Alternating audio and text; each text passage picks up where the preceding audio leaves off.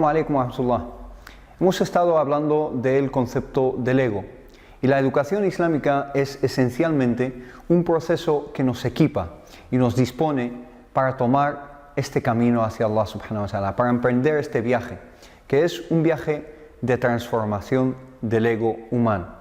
No es un proceso de negación, es un proceso de descubrimiento. No se trata de negar las necesidades físicas del ser humano, sino de descubrir las dimensiones espirituales del mismo, en nuestra existencia mundanal en general, en todos los ámbitos de la vida. Y esto nos lleva a preguntarnos si existe una dicotomía entre lo físico y lo espiritual. Solemos pensar en estas claves binarias, estas claves de dualidad, de blanco, negro, físico, espiritual, y pensamos que una cosa es lo físico y otra cosa es lo espiritual. Esta es una idea equivocada y que el Islam desafía hasta cierto punto, porque todos los aspectos físicos y espirituales, al fin y al cabo, tienen algo que ver. Los aspectos negativos del ego no son el resultado de la propia fitra, de nuestra disposición humana tal y como nacemos, sino de un condicionamiento poco adecuado, es decir, son el producto de influencias del entorno, de influencias externas como la educación que comienza en el entorno doméstico y en el entorno escolar, es decir, desde el nacimiento nos van acondicionando nuestros padres, nuestros profesores, etc. Y estos círculos se van expandiendo desde lo doméstico hacia lo escolar, lo académico, etc., lo social. Y la fitra esencialmente es algo positivo, algo bueno. No hemos nacido con estos complejos, estos recuerdos negativos, estas ansiedades, estas inseguridades y estas dudas que nos definen a todos en distinto grado. Nacemos como recipientes de esta ruh, de este espíritu de origen divino que nos llena de optimismo desde pequeños y llena nuestras caras de luminosidad, de luz, desde que somos recién nacidos, desde que somos bebés. En cierto modo, el afán del creyente debería ser recuperar ese estado de pureza casi infantil. Esto lo indica Jesús, que la paz sea con él, y lo indica también Muhammad, que la paz sea con él, y hacen ambos hincapié en ello. Lo indican en los evangelios. Jesús habla de que solo se entra al paraíso si nos asemejamos a los niños. Y Muhammad, que la paz sea con él, en muchos hadices también indica lo mismo, la necesidad de recuperar esa inocencia casi infantil.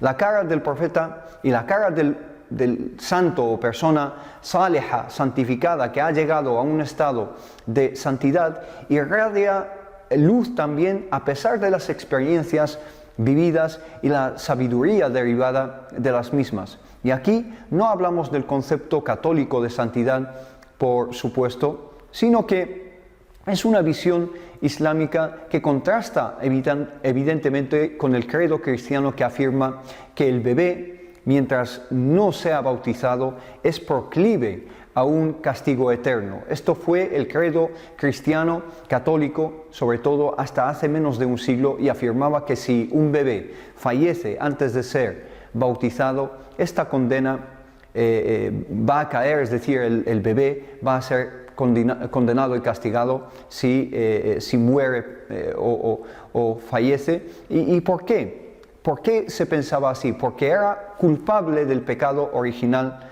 de Adán. Este es un credo que contrasta con el concepto de la fitra desde un punto de vista islámico. El concepto de la fitra refuta este principio ilógico, y era cuestión de tiempo hasta que la Iglesia Católica reconoció lo insostenible que era esa doctrina que condena incluso un ser tan inocente como un bebé. Y esta visión católica o cristiana en general ha afectado fundamentalmente y profundamente el pensamiento occidental. Cosas así explican por qué el secularismo, o mejor dicho, el ateísmo, se ha se dieron o se expandieron tanto en Occidente, mientras que en entornos musulmanes no es así, porque en el Islam no se tiene esta visión tan oscura y tan pesimista del ser humano.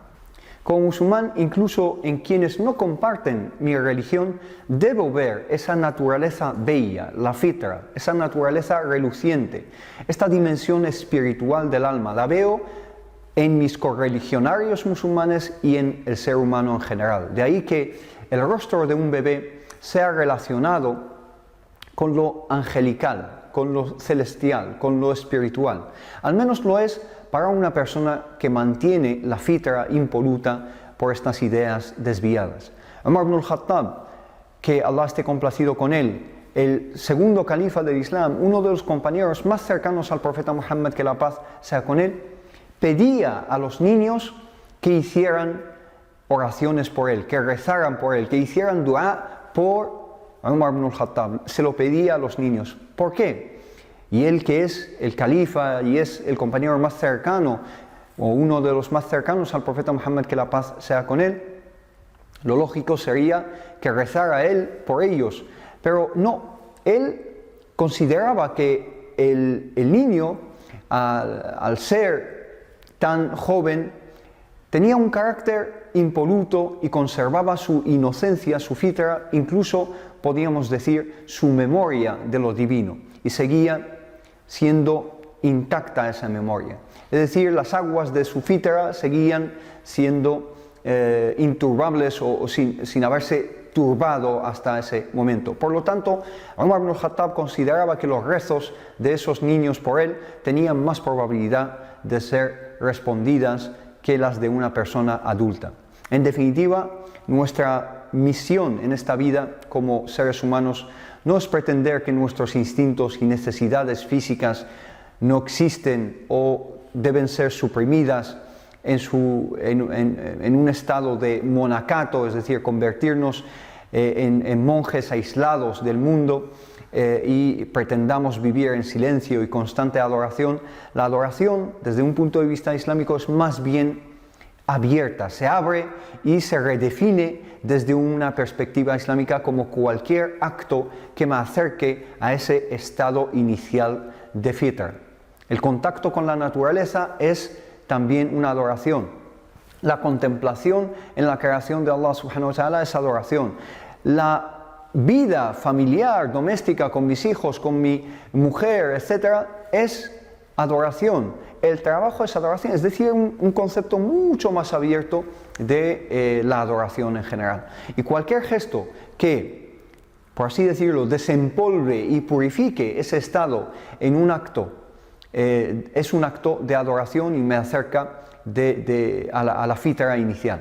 De esta forma podemos cumplir el potencial para el que Allah nos ha creado, que es la de Khilafa fil Ard, la regencia en la tierra. Hablaremos, inshallah, en un capítulo próximo de este concepto muy interesante y que es muy malentendido en muchas ocasiones.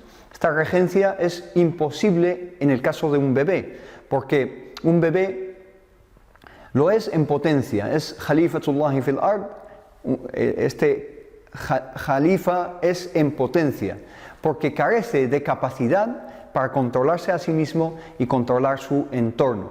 Y solo un adulto puede realizar ese potencial y convertirlo en una realidad palpable, porque está dotado de capacidad física y se supone que también de capacidad intelectual, resultado de la educación y del cúmulo, mejor dicho, de conocimientos que le otorga la experiencia.